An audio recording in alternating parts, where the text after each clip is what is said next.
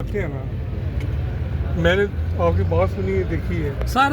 आपकी एसएचओ साहब को बुलाओ, उसने कहा कि मैं ਇਹ ਆਰਡਰ ਨੂੰ ਨਹੀਂ ਮੰਨਦਾ, ਇਹਨਾਂ ਨੂੰ ਫੈਕਸਾਂ ਆ ਗਈਆਂ ਨਾ ਕਿ ਅਸੀਂ ਫੈਕਸਾਂ ਨੂੰ ਨਹੀਂ ਮੰਨਦੇ। सुन लो बात जब मैं आ गया हूँ, मैं आपको कह रहा हूँ ਸਰ ਜਦੋਂ ਬਾਦਤ ਹੋ ਰਹੀ ਸੀ ਉਦੋਂ ਤੁਸੀਂ ਕਿੱਥੇ ਸੀ?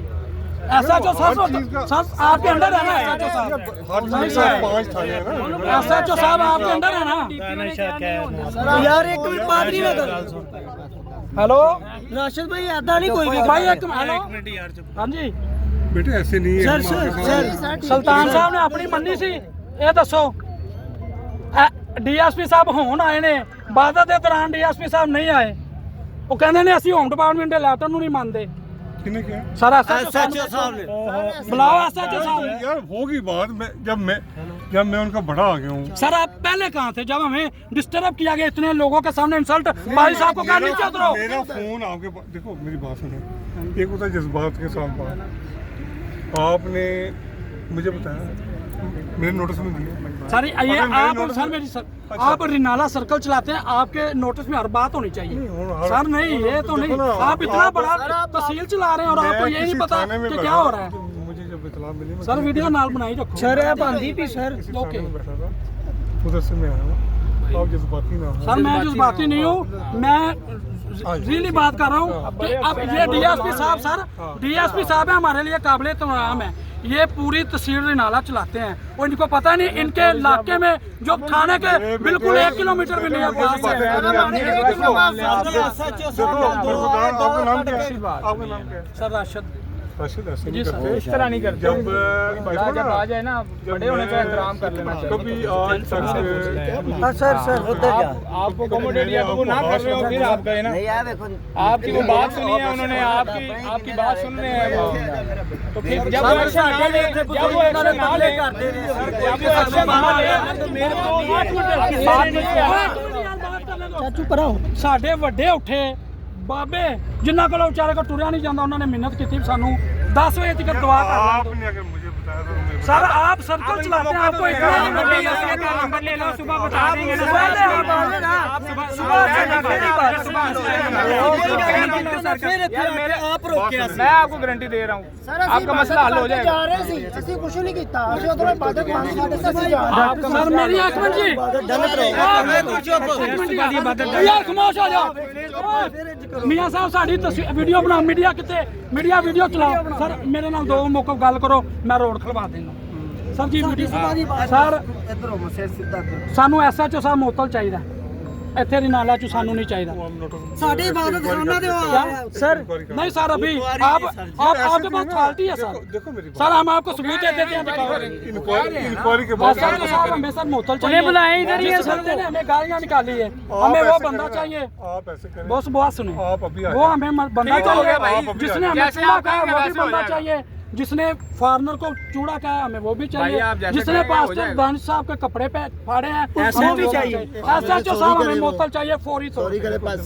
वाकई है, इसकी हर काम का एक प्रोसीजर सर मेरी बात सुने, के तहत हो जाएगा। जैसे आप आपका प्रोग्राम था ना, एसएचओ साहब ने कहा कि मैं इस हुक्म को नहीं मानता। यार देखो ना, एसएचओ साहब ने कहा कि मैं इस हुक्म को नहीं मानता। चले वो तो बात पुरानी होगी ना, आप सर ने बात करें पुरानी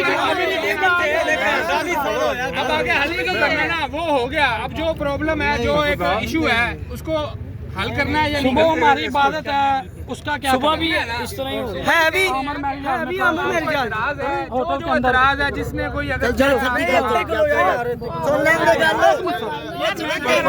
जारी एसएचओ मोतल चाहिए चलो चलो जाओ मेरी बात सुनो, मैं कौन हुआ? सर काबले बुढ़िया साड़ियां गड्डी ते आ गई पीछे सर एक मिनट पाप पीछे एक मिनट भाभी आप हमारी बहन है, ਅਸੀਂ ਬੁੜੀਆਂ ਨਹੀਂ ਹੋਇਆ ਬੱਚੇ ਬੁੜੀਆਂ ਇੱਥੇ ਲਾ ਕੇ ਬੈਠੇ हैं सर जी मेरी बात सुनो एक मिनट सर वीडियो 2 लाख हजरत प्रोग्राम 2 करोड़ रुपए का इतना पैसा लाया हजरत ईसा अलैहिस्सलाम ਲਈ मैं नहीं जिन्नी भी आवाम है जान देने ਲਈ कुर्बान है। साडी जान साडे खुदावन यसू मसीह ਅਸੀਂ ਇਹ ਮੁਸਲਿਮ ਨੇ ਬਹੁਤ ਪਿਆਰਾ ਦੀਨ ਮੁਸਲਮਾਨਾਂ ਨੂੰ ਇਹ ਵੀ ਆਹ ਸਾਡੇ ਦੇਖੋ ਬੀਬੀਆਂ। ਇਹ ਮੁਸਲਿਮ ਹੈ ਹੋਰ ਸਾਡੇ ਭਰਾ ਨੇ ਸਾਡੇ ਬੱਚੇ ਨੇ ਅਸੀਂ ਇਹਨਾਂ ਨਾਲ ਕਿਉਂ ਨਜਾਇਜ਼ ਮੁਸਲਮਾਨ ਕਰ ਰਹੇ ਹਾਂ कौन कर रहे हैं ਆਪਣੇ ਕੌਣ ਕਰ ਰਹੀ ਹੈ ਇੱਕ ਮਿੰਟ ਗੱਲ ਕਰਦੀ ਇੱਕ ਮਿੰਟ ਹੁੰਦੀ ਰੋਕਦੀ ਅਗਰ ਆਪਣੇ ਆਪਣਾ ਸਾਡੇ ਖਾਦਮ ਮਲਾਦ ਹੋ ਰਿਹਾ ਹੈ ਸਰ ਮੇਰੀ ਬਾਤ ਸੁਣੋ ਅਸੀਂ ਕੋਈ ਭਗਵਾਨ ਪੂਜਦੇ ਕਰ ਰਹੇ ਹਾਂ एक मिनट बात करने दे अगर अपने मिलाद होंदे वो हो यार इमरान ਇਹਨੂੰ ਲੈ ਕੇ ਇਹਨੂੰ ਲੈ ਕੇ ਚੱਲ ਇੱਕ ਮਿੰਟ इमरान एक बार पकड़ चल ਮੈਨੂੰ ਗੱਲ ਕਰ ਸੁਣਨ मेरी ਦੇ बात ਸੁਣਨੀ ਪਈ जब यहाँ पे रिनाल उकाड़ा में कोई सिक्योरिटी थ्रेट था इटर्नल मिनिस्ट्री जब वीज़े के लिए आया तभी उनको गैती गोरे को कि जनाब आपको पाकिस्तान में इजाज़त हम नहीं दे सकते जब अटर्नल मिनिस्ट्री ने उसके वीज़े अप्रूव किए फिर एक SHO जो हमारा इधर SHO आतिफ साहब है वो कैसे अटर्नल मिनिस्ट्री को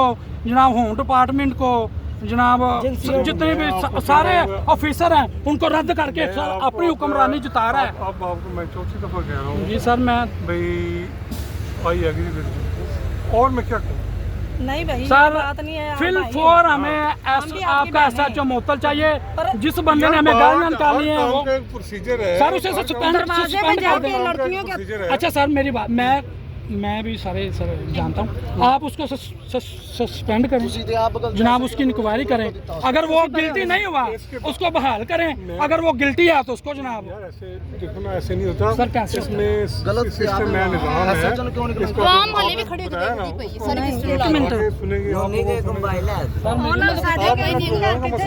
सर कैसे करें अब जब इन्होंने खराब कर दिया